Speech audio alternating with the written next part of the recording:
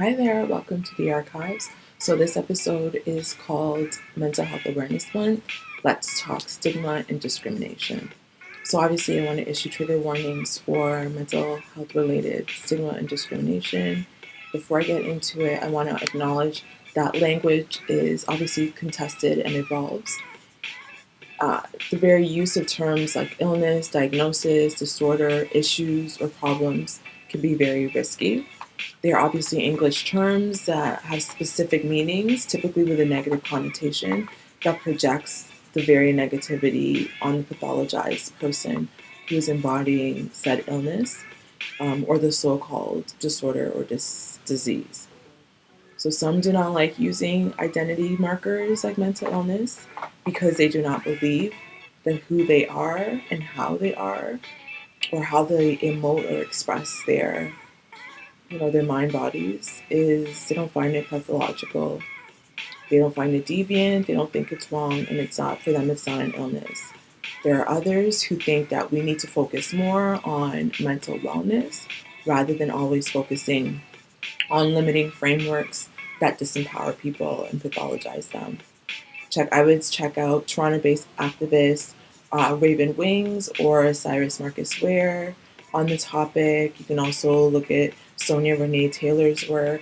They all have a lot to say about how we frame mad and mentally disabled people, um, specifically as it relates to medical and biomedical models of disability versus sociopolitical, cultural, or even disability justice frameworks that define disability a little bit differently. So here I want to acknowledge that I use mental health related issues or mental health illness from a medical model which endorses pathologizing difference in those who are said to be different. Obviously, subversion only goes so far here, um, as unlocked in outdated language as well too. I have complicated views on terminology and will stick with what is convenient for this post, though that's not necessarily my personal viewpoints or even to say that it's right. Meeting folks where they are is important, and I also want to acknowledge that and be vulnerable that my own framework it needs improvement.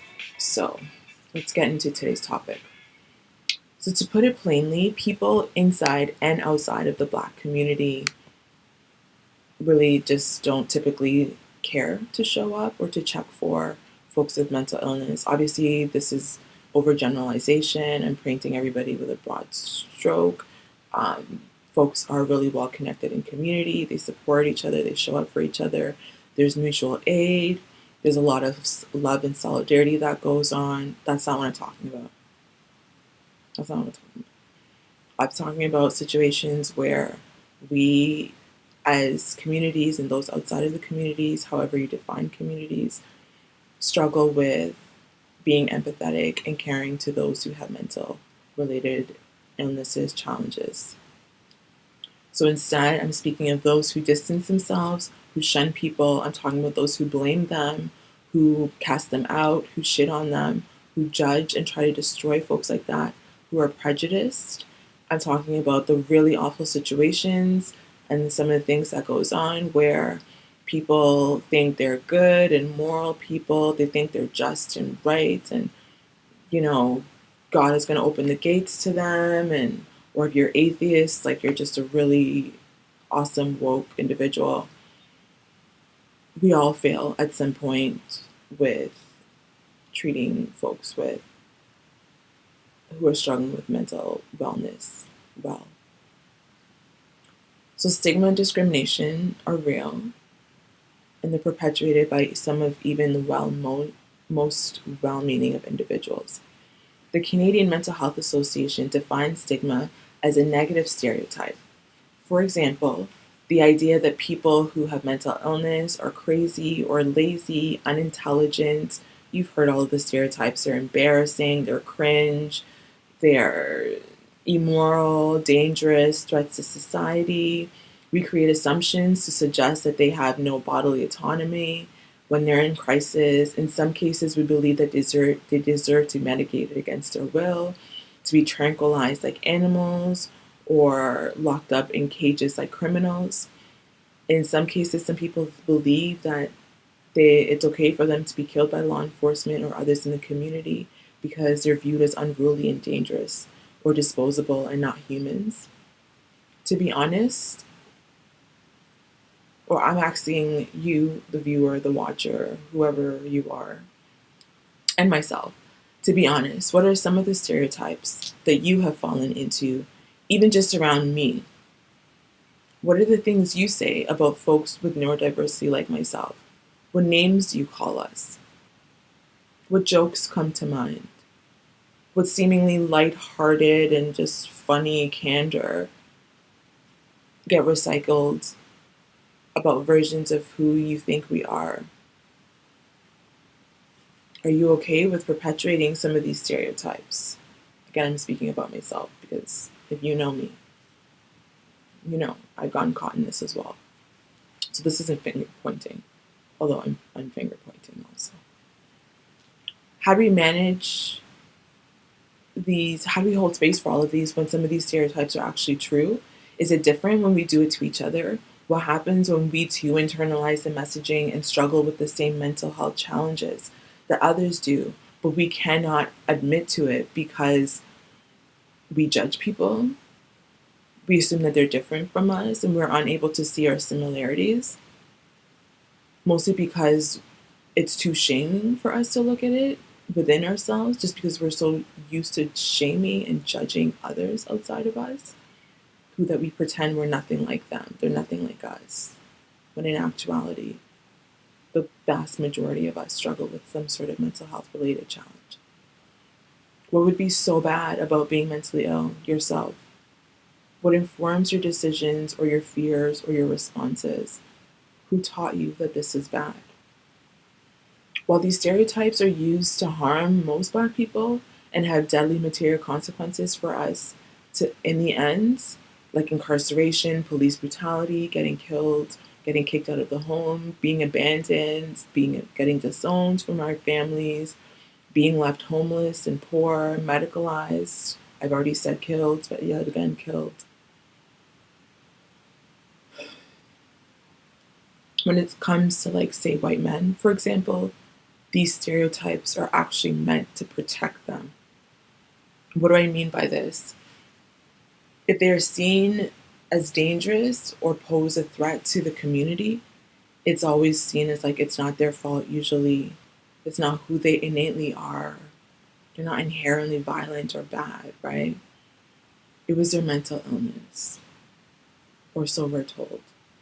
We are asked to find some sort of semblance of compassion and make meaning of the dangerous violence they engage in, which typically is calculated and well-intentioned, rooted in hatred or misinformation. No, we're told. They had a hard life, can't you see? Where is your empathy? Leave them alone. Their mothers and their families are not to blame. They did the best they could. Buy them Burger King before you take them to jail. Make sure they come out of their crimes alive. Their lives matter. They're worthy and valuable, superior, so real. The action of their badness gets justified as mental illness, meant to evade them from their crimes. See, for example, how we frame mass murders enacted by white men, like the one in Buffalo more recently, sending well wishes to those whose lives have been torn apart by gun violence and white supremacy. Meanwhile, in communities with intergenerational trauma that are provoked and incited and intentionally triggered, when we react and act out violently, again, I'm going to go back to the slap. Can't let it go. Take Will Smith, for instance. When it comes to folks in the community who enact violence, who are dangerous and or a threat, no. No excuses for your violence, we're told. 10-year ban for you. This one gets life in prison. This one is forced into medication. We're told that you all should have known better. We blame your mamas for failing your entire monolithic community. Those despicable ghettos. You're lazy, you were told, your low lives, you had a choice, right? We now had a choice. They find us insane, but we can't plead insanity. No matter our mental and emotional well-being, mental illness is not an excuse for us. No act of violence is tolerated when it comes to us. Unless if you're criming while white, that is. I myself have struggled with stigmatizing others. I have to be honest. I've also been on the receiving end, and I've also stigmatized myself. I found myself excusing away my bad behavior as crisis, survival, mental illness, or neurodiversity. So don't get me wrong, the irony is not lost on me. But if you think you're any different than me or others, I ask you to guess again. You'd be hard-pressed to find someone who hasn't stigmatized mental illness, including those who live with mental illness, or someone who's used it as an excuse for their bad behavior, or who hasn't been a recipient of mental health-related stigma and discrimination. We all get so much wrong, we fall into so much confusion, and we reproduce really harmful disinformation, myself included. Stereotypes of mad and mentally ill people don't help. It only results in more discrimination. The Canadian Mental Health Association defines discrimination as, and I quote, unfair treatment due to a person's identity, which includes race, ancestry, place of origin, color, ethnic origin, citizenship, creed, sex, sexual orientation, gender identity, gender expression, age, marital status, family status, or disability, including mental disorder, end quote. They go on to add, and I quote, acts of discrimination can be overt or take the form of systemic, covert discrimination. Under the Ontario Human Rights Code, every person has a right to equal treatment with respect to services, goods, and facilities without discrimination due to the identities listed above.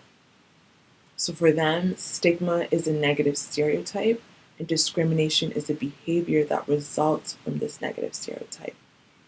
Stigma and discrimination push many of us into silence and isolation.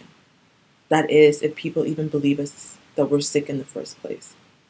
I've heard stories of Black women having a difficult time getting anyone to believe their physical illness or their disabilities, never mind any mental health related challenges. I recently read Irene Antonia Deanne Reese's chapter in You Are Your Best Thing, titled My Journey. In it, they share how they were born with a pituitary tumor. Their symptoms started to appear around the age of 5, first with 5-hour-long nosebleeds, followed by vision issues. They write about needing sunglasses, but no one believing them. This is a quote from the book that they write. I was told time and time again I was seeking attention. By the time high school came around, I was defeated. I developed major symptoms, unbearable pain and lactation. I kept those a secret for 4 years because I didn't have the strength to defend myself. To be shut down for attention-seeking behavior once again. I found myself creating an art piece to make my voice heard. I experience pain. My pain is real. I am human. I matter. I matter. They write on page 150. And this is for a medical condition that is non-mental health related. Imagine what people have to deal with when folks don't think mental illness is real. It feels impossible to get anyone to believe that your symptoms are not only real, but debilitating sometimes. Hence why some forms of mental illness are classified as disabilities. Like Irene, folks with mental health related difficulties are told that they're being dramatic, attention-seeking, acting white, too weak, that they're crybabies, that they're emotional, too sensitive, faking it, wanting attention, that they're clout chasers, emotionally manipulative, toxic, negative, complainers, whiners, deserving of it, cursed by it, or that they received it as a punishment for their sins. You name it. As Bell Hooks once reminded us, some Black women mask health challenges like depression in silence and isolation, performing normalcy in public even while they suffer in private.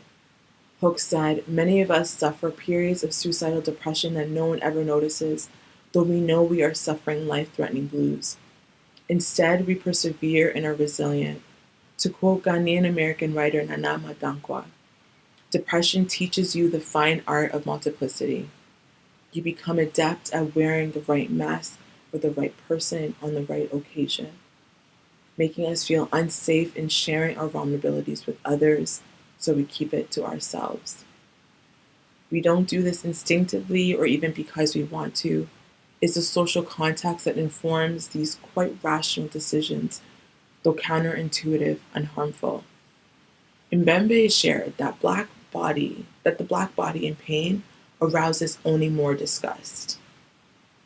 So rarely are Black women or Black folks in general met with compassion or understanding, empathy, and support. Which is why I'm so sick of the performative bullshit when folks die by suicide and suddenly everyone pretends that they actually cared or gave a shit.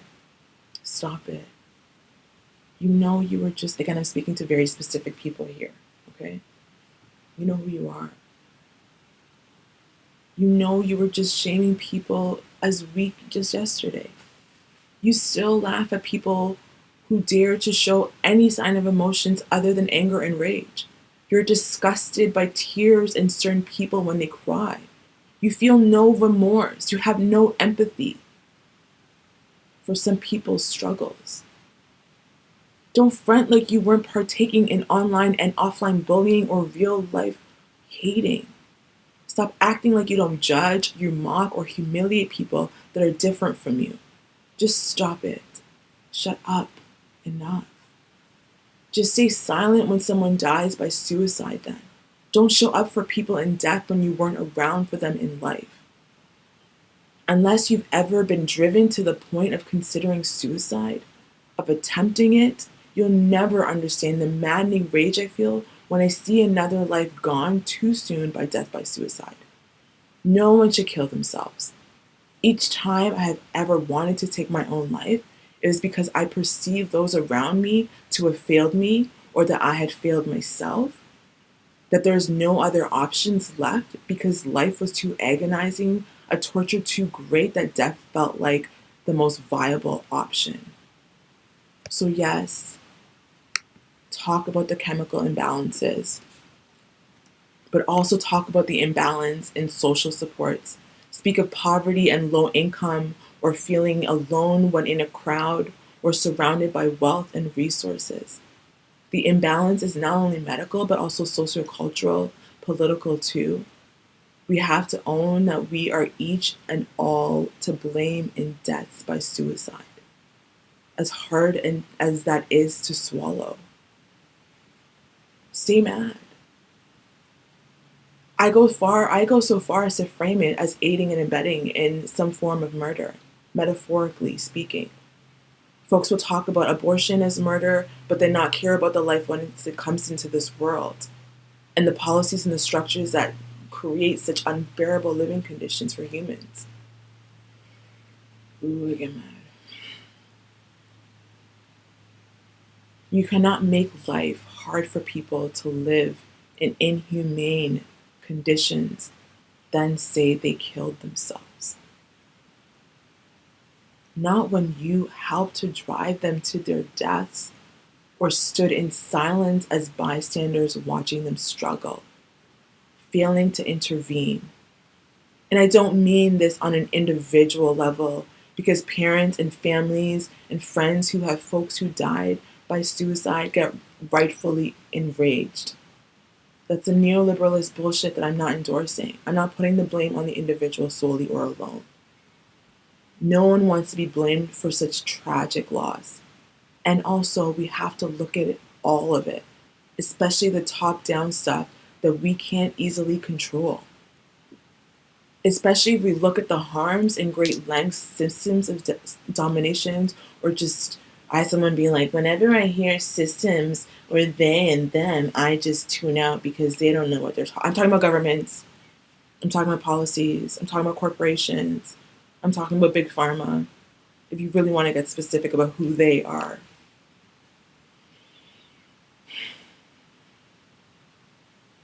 And politicians, policymakers, when they repeatedly cut funding to social and human services, making living terribly, terribly unbearable for some. Who wants to live in these dire circumstances day in and day out? Not most highly sensitive people who already feel everything too much and at an added intensity. You can medicate us all you want, but if nothing changes externally in our environments, if life is still shitty to wake up to, no matter the dosage, no doubt we will be on medication for the rest of our lives. There are too many resources on the planet to not share equitably. There's no reason we can't take or extend compassion and empathy for one another. I know that love is not popular, and like fear and hate and being mean and dramatic and just tearing and ripping people down is just so in vogue right now. It's just the most popular thing.